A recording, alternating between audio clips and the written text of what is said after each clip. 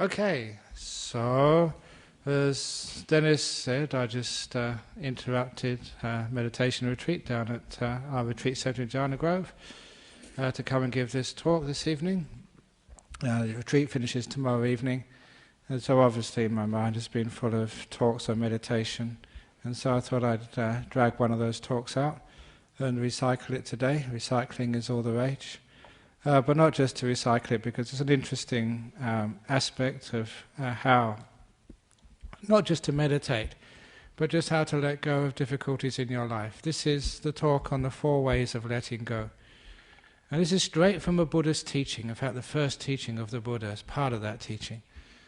But also it's a case that, number one, no matter whether you meditate or you don't meditate, whether you're a Buddhist, a Christian, a Muslim, a Hindu or whatever, each one of us has from time to time to learn how to let go, because sometimes that not being able to let go, carrying around the bad memories of the past, the bad feelings of the present, the fears of the future, not being able to let them go causes us so much pain and suffering. And not just us pain and suffering, it causes all the people who have to put up with us a lot of pain and suffering.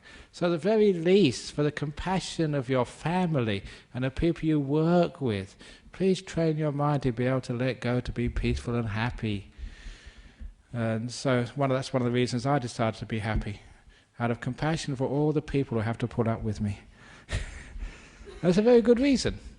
So, you learn something in Buddhism called how to let go. And by learning how to let go, it doesn't mean you let go all the time and become a monk or a nun. Even if you do become a monk or a nun, you still have to work hard, you have to keep your responsibilities. You can't just let go all the time, but it's a very beautiful part of your repertoire that you know at any time, in any situation, you've got something to do which most other people can't do. You can just let things go and let things be. Simple things. It always surprises me why it is that someone hurts you, they cheat you, they let you down, or they say terrible things about you, big time. Why can't you just let it go? Because if you don't let it go, that person continues to hurt you, continues to harm you. It's a really weird thing, isn't it? They've hurt you once, and because you attach to it and carry it around, they hurt you again and again and again and again. Every time you think of it, they're hurting you one more time. When you look at it that way, it's totally unreasonable, illogical. One of the most foolish things you could ever do is to get angry at someone who hurt you. Because when they hurt you, and you get angry, they're hurting you twice over. So someone hurts you. Can't do anything about it, let it go, it's gone. You let it go, and they can only ever hurt you once. And then you let it go. So easy to do when you realize how you let these things go. Not only that, sometimes we have all these fears of the future. I don't know, some of you probably, if you haven't yet, one day you go to a doctor and say, you've got breast cancer, you've got prostate cancer, you've got lung cancer, you've got some sort of cancer. There's a whole variety of cancers now, just like the whole variety of muesli. When I was young, you could only get one brand. So this is the choice you have these days. So when you have any of these diseases, what do? You worry yourself sick. You're already sick enough, and now you worry yourself sick even further. It's a totally daft and stupid thing to do. So, why can't you let go of the future? Enjoy this moment. And as I said, I actually never said that this evening. It's strange. I used to say this every week. In meditation, where is your future made? When is the only time you can do anything about your future? Right now. This is the place your future peace, health and happiness is being constructed. So every time you worry about your future, oh, what's going to happen to me? I'm going to die. You're actually neglecting the place you can do something, which is right now. So if you can just make peace, be kind, be gentle, if you can let go of the future and the past and just be now, you're going to be a very healthy, happy, successful person. And people sort of do bad things to you, just let it go. Why should I allow those people to control my happiness? Or, as one of my favourite sayings goes, you know, you get these calendars. You used to get the calendars, we ran out of them. Every year the Buddhist Society makes a calendar, and they try and put some of Ajahn Brahm's sayings on that calendar. And the one saying I like the most, which never gets on that calendar, is this one: why seek for revenge? Because you know that karma will get the bastards anyway. I don't know why that never gets on the calendar. But it's a good one, isn't it? You don't have to do anything. Karma will sort it out. Leave it alone. You let it go. The trouble is, we all know it's a reasonable thing to let it go. It makes a lot of sense. But you can't do it. Which is why we teach the 4 ways of letting go. Instead of saying let go, how do you let go? Tell me how to let go. And now the Buddha is going to tell you how to let go with the 4 ways of letting go. The first way of letting go, it was starting off with an old experience with my teacher, Ajahn Chah, a long time ago. We were walking back from alms round, and the great teacher, they always find an opportunity to sort of give you some teaching. But not these teachings with so many words and big concepts. Just simple, down-to-earth teachings which once you hear you think, crikey, that's really good. And you remember it, and it changes much of your life. What he did on this occasion, walking back, he picked up a stick. There's forest all over the place. Picked up a stick and turned around and says, Brahma Wangso, is this heavy? Is this heavy? Not now. I was very careful I didn't throw that too far, and I wonder why I was going to bust. It's only heavy when you hold it. But if you let it go, it's got no weight at all. Profound, simple, and unforgettable. So what heavy things have you got in your life right now? Job, cancer, relationship problems, money problems. Is that heavy? It's only heavy when you hold it. So why on earth can't we let it go? Why can't we throw it away? At the retreat, I told all those people who were still worried about their family, worried about their job, to get a stick in the forest in Jhana Grove and either get a pen or carve my family on the stick. Look at that stick, that's my family, and throw it as far as you possibly can. So you're free for 9 days. And you can change that. You can put my job. You can put, my husband, my wife, my kids, my life. Throw it away. Because what that does, it gives you an understanding that the first way of letting go is chucking things out. Because you live such complicated lives. You have so many things in your basket. And that means you can not travel lightly on the journey of life. Imagine a big backpack. You see all these backpackers in Perth. I used to go backpacking. My backpack was really small. These days I have huge backpacks. Just wonder what they got in there. What do you actually need in there? Probably got their computer, and they didn't have computers in those days. Just go to a box as a phone if you want to read. Don't have to have your own phone, but you have very light in those days. They get big backpacks. Imagine you've got a big backpack on, and it's really heavy. It's full of all these, not just clothes, but rocks, heavy granite rocks, and you walk through life with this, and you just don't know how to take it off and put it down.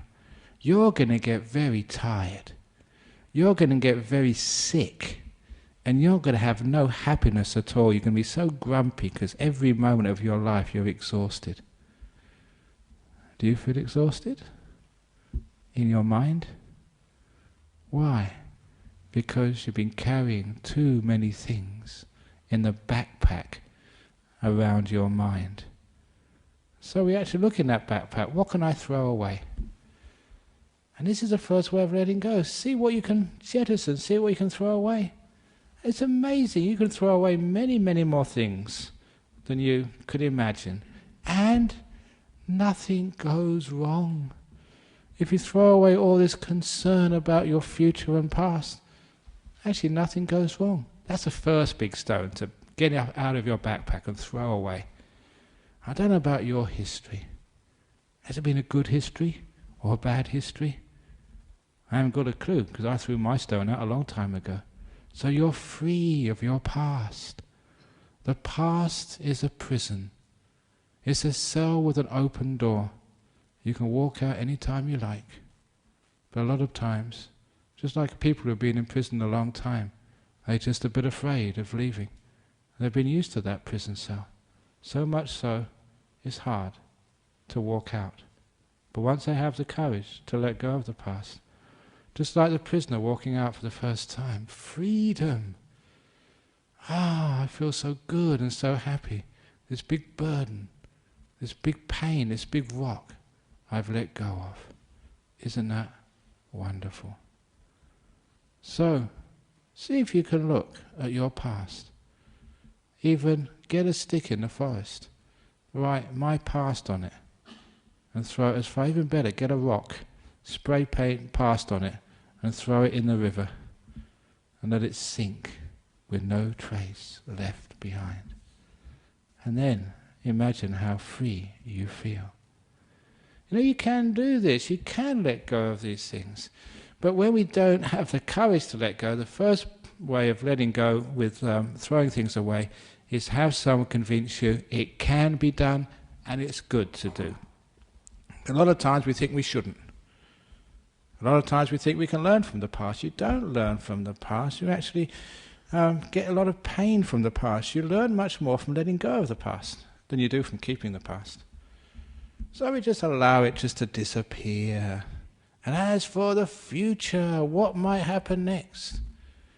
At the retreat, people were telling me about 2012, when the world is going to end. The tectonic plates are going to shift. There's going to be tsunamis. There's going to be earthquakes. So, forget about having a mortgage. You don't have to pay it off for another 2 years.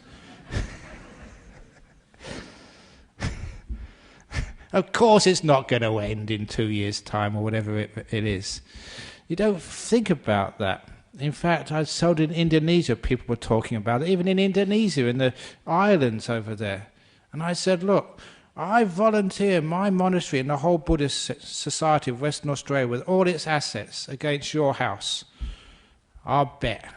If the world ends, you get our monastery and the Buddhist Society of West Australia's assets. If it doesn't end, we get your house. No one took me up on it. Of course, that's not much of a deal. But people are so afraid of the future. And one thing I can guarantee you about your future, I can read futures, just like Ajahn Chah used to do. I can predict. And I predict the future of Australia. And I tell you, I won't be wrong. The future of Australia is uncertain.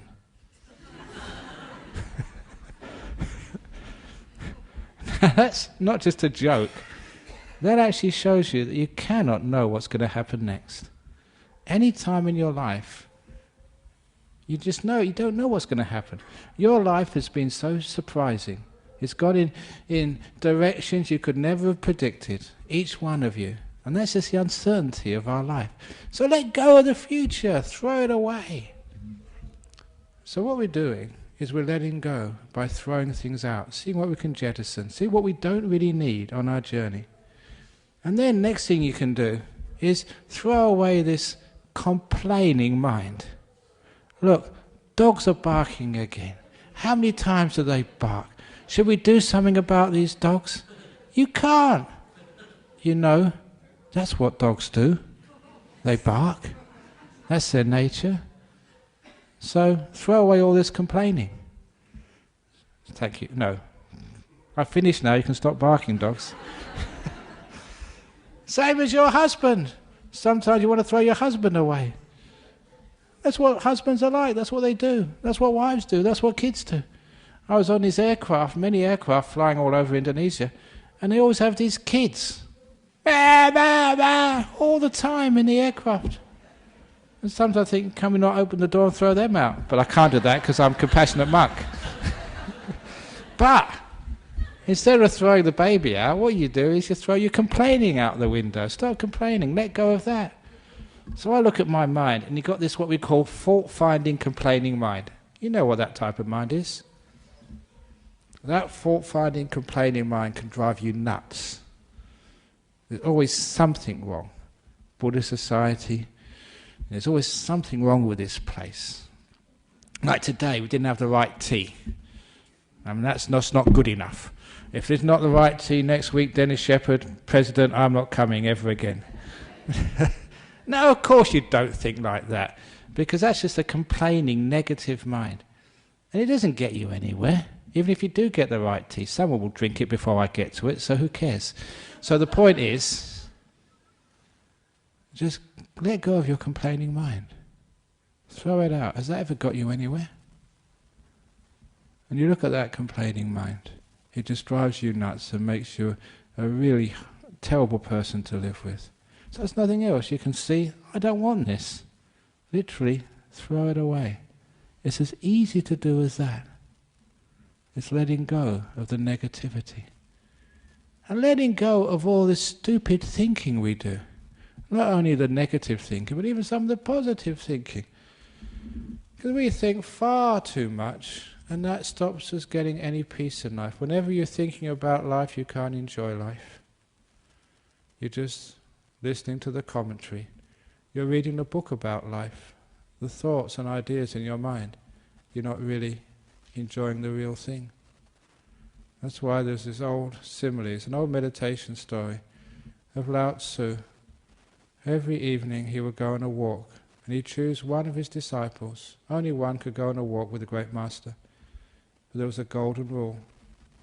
If you weren't on a walk with the great Taoist master, you had to be quiet. You weren't allowed to speak, not even one word. One day this young man was going on a walk with the master, and they got to a ridge in the mountains at sunset, and it was one of these amazing, gorgeous sunsets. And the young man couldn't help himself but say, "Wow, what a beautiful sunset." He broke the rule. Lao Tzu turned around, went back to the monastery, would never allow that young man to go on a walk ever again. And the young man's friend pleaded for him, said, "Look, there's only one sentence. Give him a break, cut him some slack. What's the big deal anyway of keeping silent?" And that's when the master said this very profound explanation. He said, when that young man said, "What a beautiful sunset," he wasn't watching the sunset anymore. He was only watching the words. He wasn't watching the sunset. He was only watching the words. Now that's actually very deep. Every time you think, "What a beautiful sunset," you're not watching it anymore. You're watching the words. And so much of us, we just watch words. That's all our life is, just words. It's divorced from real life. We don't feel, we don't see, we don't hear. We just live in what we think we hear, what we think we see, what we think we know. So it's a great thing to be able to throw out all that thinking. And you get peaceful at life at last. You don't have to do this all the time. Just every now and again, learn how to throw it out. I told a story a long time ago about my mother's mantel shelf. She's an English woman. She's in a home now, she's very old, but in her house, like many English people's house, they had a fireplace, and above the fireplace they have mantel shelf. And on that mantel shelf they keep the knickknacks, the mementos, the photographs, and all the things which bring back happy memories. And so that one day, I'd just been in Australia for a few years, and I went to visit my mother, and so I brought her a gift. And what sort of gift do you bring? Someone gave me a stuffed kangaroo. A little fluffy toy, really cute. So I brought that back and gave it to my mother, and she liked it very much. She put it on her mantel shelf. Next time I went over there, someone managed to get me a koala. And so I took that back, and she said, "Oh, it's so beautiful. Every time I see this, I can remember you in Australia." So she put it on her mantel shelf next to the kangaroo. The next time I managed to get a kookaburra. The time afterwards, a platypus. And the fifth time I went, I managed to get a wombat.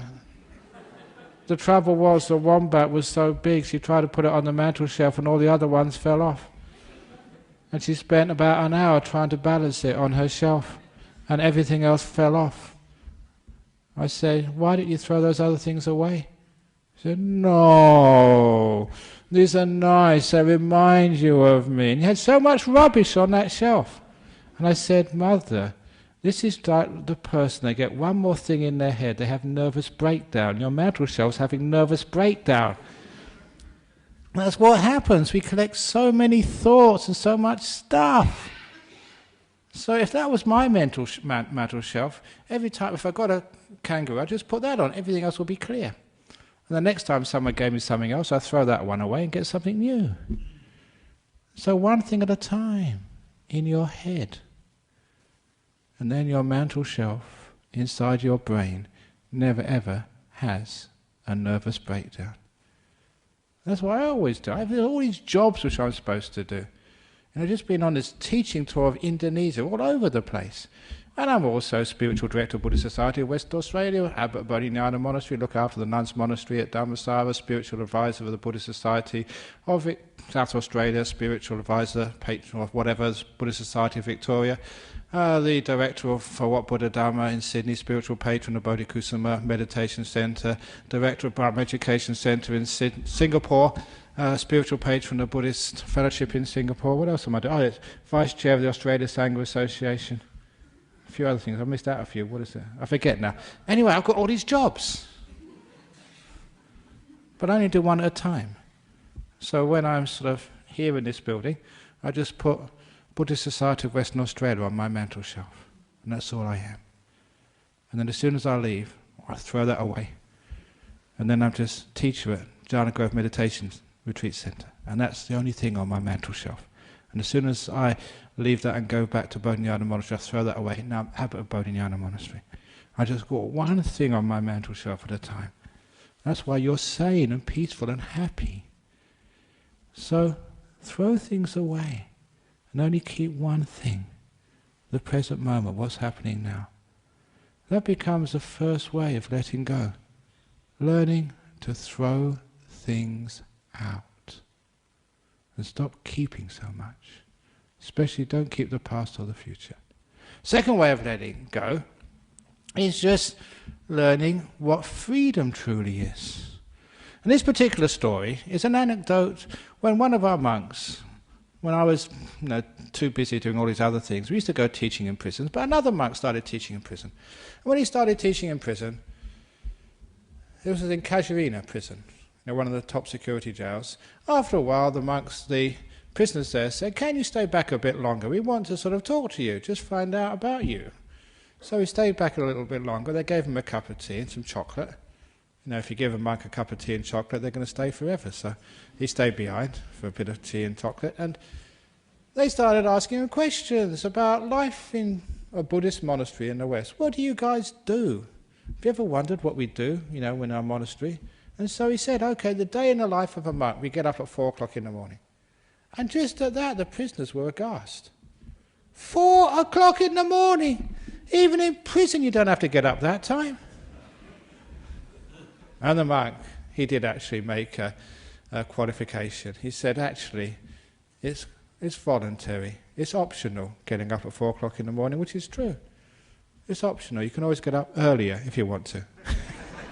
That's the only option. And then what do you do? And he told them, "We meditate." He said, "What, can't you just watch the end of the late night movie?" He said, "No, we don't have TVs. You don't have TVs in the monastery. We have TVs in our cells in prison. That's terrible." So what do you do then? You have your breakfast. And we do have a breakfast at monastery. We usually have 1 cup, we have a cereal in it, and that's about it. Or, if someone like Santuti, he has his noodles. But it's only 1 cup, that's all. I said, wow, in Casuarina jail, we can have bacon, we have pancakes, we can have cereal, we have everything there, whatever you want. And he said, why didn't you do that in the monastery? No, so we only have just a bit of cereal and that's it. And then what do you do in the morning? And then we work hard at Bodhinyana Monastery. We do this amazing chores, building. And even I do that. If you go down to retreat centres, we're doing this ramp, and I was spending 2 days cutting the bricks. This huge angle grinder, really heavy work, getting myself all dusty.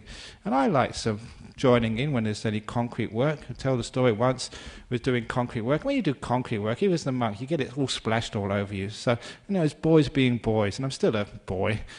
Still just maybe a bit old to be a boy, but I still like getting myself all dirty. So I get all this concrete on top of me. And as I was walking back to my hut to have a shower, you passed a Sri Lankan woman. And she was in this really expensive sari. She was visiting the monastery. And she came up to me, and I'll never forget this. She said, I've come to see the abbot, Ajahn Brahm. And I was thought very quickly. And I said, madam, if you go to the hall over there, he'll probably be there in about 15 minutes. That was enough time for me to go to my room, get a shower and get changed into some clean robes. And so I went up to the hall, and there she was waiting. And I said, I'm Ajahn Brahm. She never recognised me. That's how dirty I was. And I gave her a nice talk, about the monastery and about Buddhism, what we were doing here. And she was really impressed. And so just before she left, she said, you've got a really good monastery and you're really a good monk, but if you don't mind me saying this, I saw this really dirty monk when I came here, and I think you should do something about that. I said, I'll talk to him later, ma'am. Which I did. So that's actually how hard we work. And when the prisoners heard this, again, they were really surprised. Because, in prison you have to do jobs, but they really take it easy in those jails in Australia. They say they'll never get us to work that hard. And they said, then you have your lunch. Yeah, we have our lunch. We have it, many of you have been to a monastery, we eat it out of a bowl. Everything goes in one bowl. Sometimes it's true you do get curry on spaghetti. No, sorry, I got that wrong. You got custard on spaghetti, that's right. Have you ever had custard on spaghetti? Why are you saying yuck for? You've never eaten it. But actually, you're right, it is gross. Sometimes you have custard on spaghetti. I've had ice cream on curry. Chocolate ice cream. Yeah, that's also yucky. Because, you put it in your bowl, and for me, because I'm the senior monk, I put it in the bowl myself, and I give it to somebody to take up, because that's their duty. And by the time they're not really careful, they shake it all over the place. I put it in the right positions when I start. By the time it gets up there, it's all over the place, but that's life. And they were saying that sort of in prison, actually, even when you go to solitary, you get a tray. The custard is here and the spaghetti's over there. It's separate compartments. Don't you have compartments in your bowl? Have a look at our bowls. We don't have compartments. It all goes all over the place. That's disgusting. So what do you do in the afternoons? So we meditate. So, can't you sort of, play some music or sort of, play a game of footy or something? No, we're not allowed to play footy. We just meditate all afternoon. So I didn't get bored. So no, what we're supposed to do? I suppose you hang out for dinner. Dinner? We don't have dinner in our monasteries. We just eat in the morning time. There's no dinner. So, or even in prison, they give you something to eat in the evening, and you have snacks throughout the day, whatever you want. So what do you do in the evening then? Can you play cards? Play Monopoly or something? Pass the time? And he said, no, we can't do that. Don't tell us, they said. You meditate, don't you? Yeah, of course we do. Oh, God. That must be terrible. And then what time do you go to bed? And the monk said, bed? Bed? We don't have beds. I sleep on the floor. They were absolutely disgusted. Even in prison they put you in a little cot with a mattress on top. Not in our monastery, I sleep on the floor. And anyway, the prisoners were actually really surprised. They're really surprised, but not only surprised, they felt sorry for this monk who'd been visiting them. And this is a true story. One of them was so upset that this man, who they got to like, was living in such a hard situation. One of them blurted out, "That's terrible in your monastery. Why don't you come in here and stay with us instead?" And they had a point. It is actually much more comfortable in any prison in Western Australia than in Bodhinyana Monastery or even in Dhammasarvanan's monastery. So why is it that people are trying to get out of jail and they're trying to break into our monastery to stay there? Waiting lists. And that got me thinking, what's the difference between a monastery and a prison? Prison is actually more comfortable. Monastery is much more harsher. What's the difference? The only difference is, in a monastery, people want to be there. In a prison, doesn't matter how comfortable it is, people don't want to be there. That's the only difference. And from that, you worked out there are many prisons in life. And I saw the many prisons I'd made for myself, and the many prisons other people continue to make for themselves. Any place you don't want to be, that's your prison. If you don't like this talk, and you're thinking, when's it going to end? This hall is your prison. You don't want to be here. If you're in a relationship which you don't like, your relationship is your prison. You don't want to be there. If you're in a job which is not giving you any satisfaction, another prison for you. Even in a body which is sick, you don't want to be here, your body is now a prison. Any place you don't want to be is a prison. However, it's a very easy way to escape from those prisons you make in life. You don't need to change your husband, your wife. You don't need even to change your job. You don't even need to get better with your sickness. All you need to do is to change your attitude and want to be here. When you want to be here, you're free. Doesn't matter sort of how painful, uncomfortable it is. As long as you want to be here, then you are free. That's called contentment. It's the second way of letting go. I want to be here, wherever here happens to be. And that's one of the most powerful attitudes, especially when you're meditating, and also other times in your life. When you're meditating, doesn't matter what you're experiencing. You can be dull, sleepy, restless, thinking all sorts of weird things in your head. But if you want to be here, you feel peace and freedom. If you want to be somewhere else, you'll always feel this tension and suffering. The great trick is you don't need to change anything except your attitude and want to be here. Not only when you're meditating, but there are many other times in your life. So you're stuck in a traffic jam. You've got no choice. It's not going to move faster because you get angry. So when you're stuck in a traffic jam, want to be there. And if you want to be here, it causes you no stress at all. You feel perfectly free and at ease and at peace in the traffic jams of your life. When you want to go somewhere and you can't. The only thing of stress is, I want to be somewhere else. I don't want to be here. Just like in a prison. If you want to be here, you're free. There comes a time when you're dying, you're sick and in pain. And I've seen so many people struggle at that time. And it's so sad and desperate to see. So when that's you, in your last moments of life, just all the struggle, it's not going to get you anywhere. There's no escape, you're dying. So don't make a prison of your body at the very end. Instead, want to be there. If you want to be there, you're totally free. That's the second way of letting go. Wanting to be here. The third way of letting go, this all comes from the Dhammacakkappavattana Sutta, the third noble truth. The Buddha said, letting go of craving leads to enlightenment. And I've already mentioned two of the ways he said to let go. The third way of letting go is called giving. Not ordinary giving, but giving, expecting nothing back in return. In this hall here, this hall has been built for a long time. There's no sign saying who gave this. There's no names of the donors of this place. Even in our retreat centre, which cost over 5 million, many people donated, many small sums and big sums. But there's not even one sign in that retreat centre opposite our monastery of who gave what. There's a reason for that. Because we encourage giving, expecting nothing back in return. If you give donation and expect to have your name inscribed over the entrance of that hall which you donated, that's not called giving. That's called buying advertising rights, selling your name. That's not real giving. So for us, the way Buddha described it, it's giving expecting nothing back in return.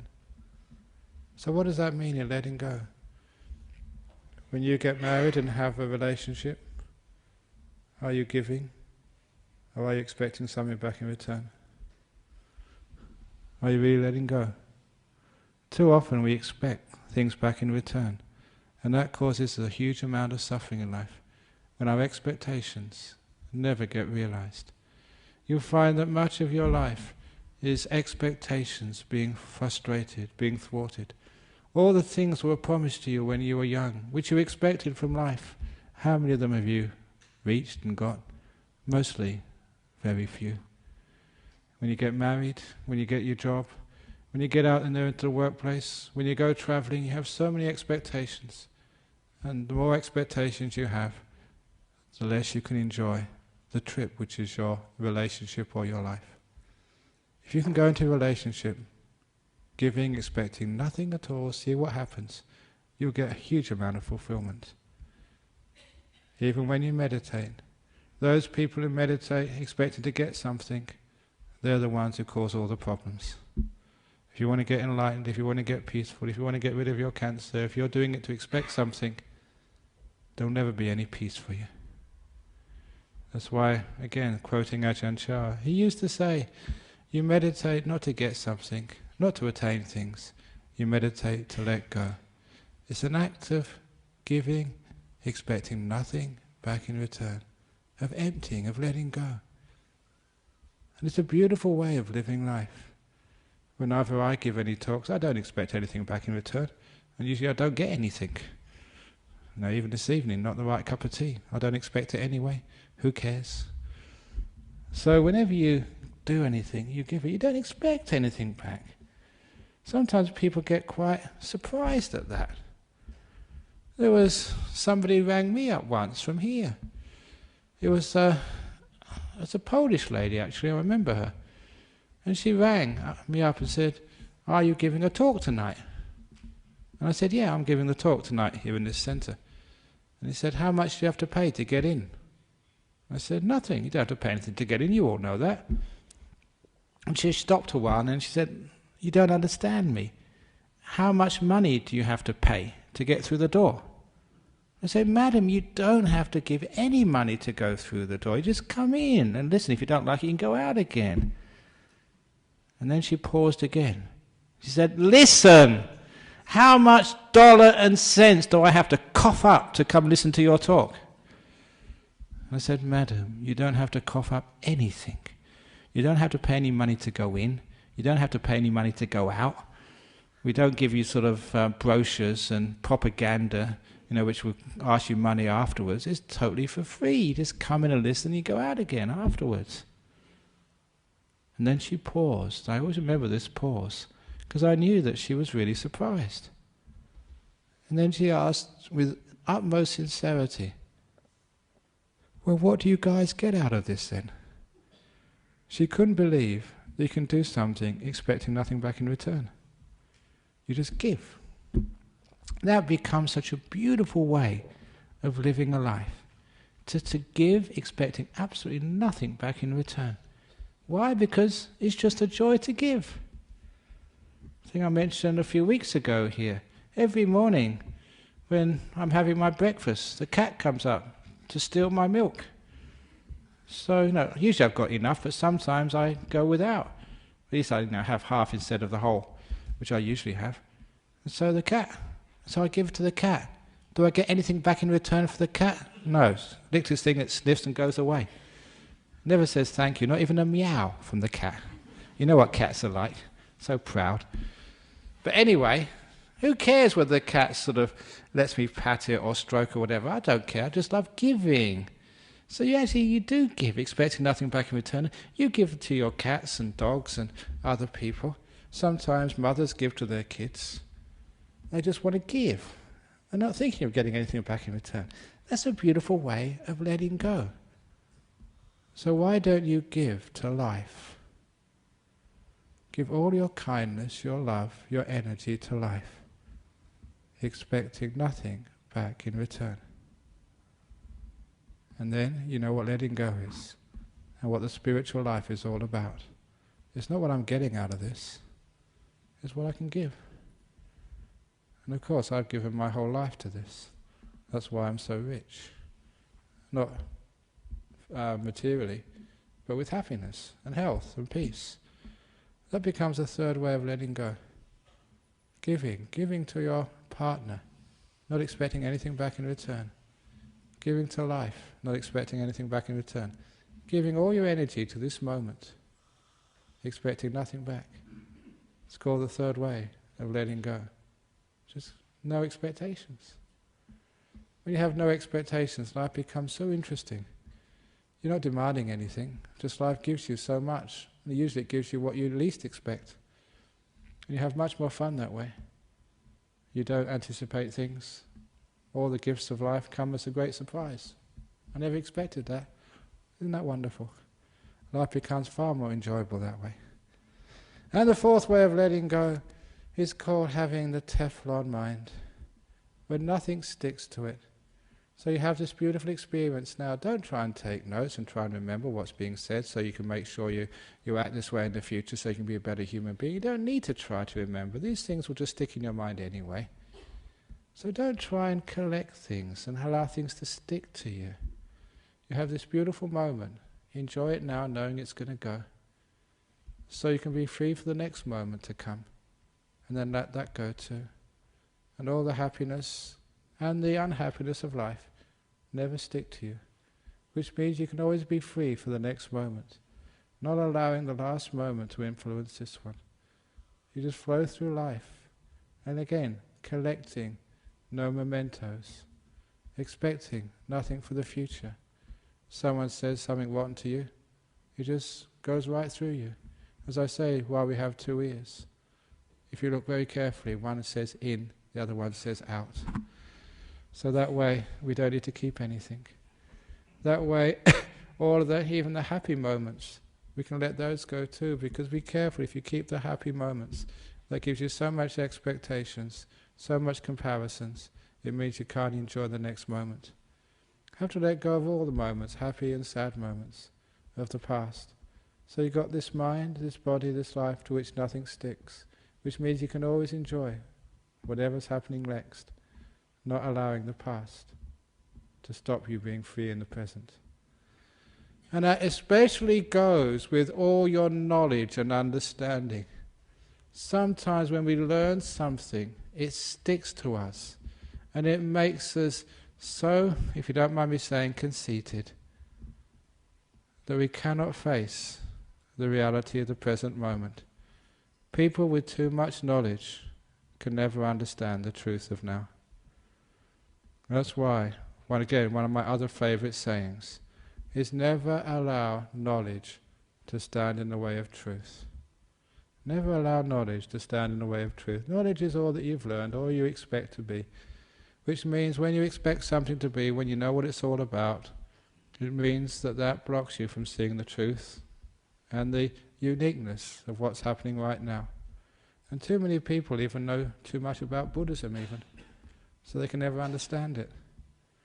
They can never understand the truth of this moment, what's actually happening right now. They can never be at peace with this moment. They can never be free. They can never have real happiness no matter what happens to them in their life.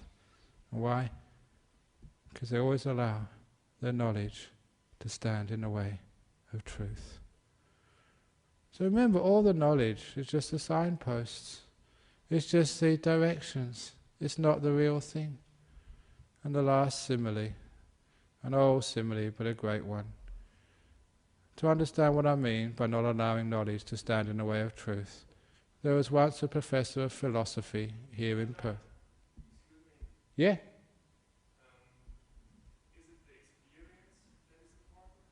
The experience is important, and which we're now going to see with the simile of the professor And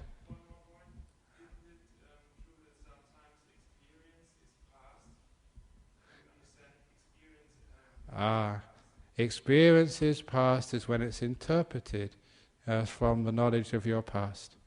In other words, you take the experience and you compare it with something else, which means it becomes limited by the past. To learn, the words actually stand in the way of truth. That's why in meditation we learn how to be absolutely quiet, to feel and to know. That becomes the truth. In the same way that the student of Langsung could actually didn't see the sunset, only saw the words. And that great Taoist master made a very good comment. That it is the person, if they want to see the sunset, they've got to put aside all the words. Descriptions, the words actually block the experience. That's it. Okay, back to the professor. There was a professor who, of philosophy, in the university, whenever you mention professors of philosophy in Buddhism, they always get a bad rap. So if there's any professors over here, I do apologize. It's just our tradition. But this professor of philosophy, he found out there was a new 5-star restaurant opening in Perth, and he wanted to go there to test out the food. So he made an appointment. He rang up. There was a 2-month waiting list. That's how popular the restaurant was. And so, 2-month waiting list, he decided to book his place there anyway. And when he booked his place there, 2 months later, he rocked up at the restaurant. And of course they wanted to see his ID to make sure he'd really booked a place. And so they checked his ID, yes, he was booked in. So he went into the maitre d' took him to his table. He sat down at the table and a waiter came, this really well-dressed waiters, and gave him the menu. And this menu was in thick parchment. And the menu was written in gold letters and calligraphy. Even the menu was a work of art, as you would expect in an expensive restaurant. This is no fish and chip shop. This is a top-class 5-star restaurant. So, he looked at the menu, and then he ate the menu, and then he paid and left. Because the professor had no idea of the difference between the menu and the food. Do you get it? Too often, the menu is one's knowledge, and the food, what you eat, is the experience. Which is why I said, never allow knowledge to stand in the way of truth. So we let go of all of that. There's too many people who say, but the Buddha said, but Jesus said, but the experts say, but the government says, or whatever. So what? It's interesting, it may be sort of pointing in the right direction, but that's what they said, but what did they mean? Where were they pointing to? And that's the experience which you have. So by having a Teflon mind, you become this beautiful free mind, which can actually see things as they are, rather than see things as you're told that they are. So learn how to be free. These are all the ways of letting go. Little things. I was telling people at the retreat that I told a story, an example of this. In the 9 years that I was living in northeast Thailand, this was a place where Western culture had not reached. The countries surrounding Thailand had been colonized, but Thailand had escaped. And whatever Westerners went into Thailand, they were all in Bangkok, some in Chiang Mai, but the part of Thailand I was in, no Westerners had been there. And this is no exaggeration. I went to some villages in that place, and I was the first Westerner the villagers had seen. I remember on one occasion going arms round in the morning, and I was the first white man they'd seen in this village. And so they were putting food in the bowl. They're supposed to put it, it's a big bowl, but they were looking at me. And all the food was falling outside, and the dogs were eating it all. Thank you very much, because I was the first Westerner they saw. But because of that, it was like an indigenous culture which had not been tainted by the West. And it was fascinating to observe that from inside, because I was a monk. So as a monk, you weren't some sort of visitor. You had a place in that social hierarchy. You were in the middle of that social hierarchy. You were not an outsider. So you were treated like a Thai. You were expected to behave like a Thai. And soon you became like a Thai. You saw it with Thai eyes. And one of the things you saw were totally unexpected. What I was saying at the retreat was, in those 9 years, the monastery I was staying in most of the time was a cremation ground. So all the villagers in the local area used that place for the funerals. So we'd do the funeral. We see all the villagers, they'd come and they bring their dead. We do all the chanting and services. We see them that afternoon, that evening, the next day. And there was something very strange. There was no grief. They just didn't cry. Not just cry, they weren't even sad when somebody died. And this was not suppressing their grief, because you saw them every day. They just wasn't there. It was a culture in which grief was absent. And that really shocked me. And I was there 9 years. So there was no just short visit. And I thought that was impossible, because my learning had said that when you lose someone you love, you have to have grief. The truth of the matter, there was no grief there. You can see? And sometimes people say that's impossible. It was there. Can you see how people, they can't see the truth because of their learning? Never allow your learning to block the truth. So a lot of times we have to let go of even our learning and our assumptions in order to see the truth. And that's having what I call this Teflon mind. Otherwise you'd have all this assumption of who your husband is, who your enemies are, who your friends are, what life is all about, and that will block you seeing what's really out there. And life is totally surprising, at least as far as I'm concerned, what I've seen in my life. Even like Indonesia, my trip to Indonesia, you know, that's where all the Muslim terrorists are, you know, all the Bali bombers, they came from over there. But I had such a wonderful time with the Muslims. They came to all my talks, we had photos together, got interviewed and photographed in the Muslim newspapers. Even one Muslim family, they came to the airport, they just caught me in time. Said, "Oh, Ajahn Brahm, you must sign our book. It's the best book we've ever had." So this whole Muslim family in the veils and everything, me in the middle with the book, having a nice photograph taken together. Isn't that wonderful when people of different religions can have so much fun together? Did you expect that? That was the truth. So a lot of times when we think, Muslims, they don't like Buddhists, that's actually what stops us seeing the truth. So remember, just have a Teflon mind. Don't allow these things to stick, because they will stop you from experience the truth. So these are 4 ways of letting go. And those 4 ways again are just throwing things away. I'm not talking about throwing your material possessions away, but throwing those mental stuff which you keep, the past and the future, worried about the future, and all this other stuff which you worry about. Throw it out. And be simple and be free. Have few possessions. Don't carry so many rocks in the backpack on top of your mind. And number 2 is learning how to be content. It's wonderful having a mobile phone. Isn't that wonderful? So be content that it's ringing. Because it's going to ring anyway. You can't do anything about it. So be happy to be here. That's very nice music. Thank you so much. It's very rare that monks hear music, you know, because we're not allowed to hear music. So it's very wonderful to hear this. Thank you so much. So be content and happy no matter what's happening. Number 3 is actually whatever you do, just give, expecting nothing back in return.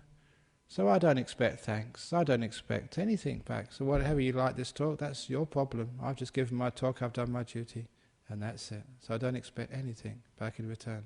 I just give because I love giving. I love teaching. I love serving.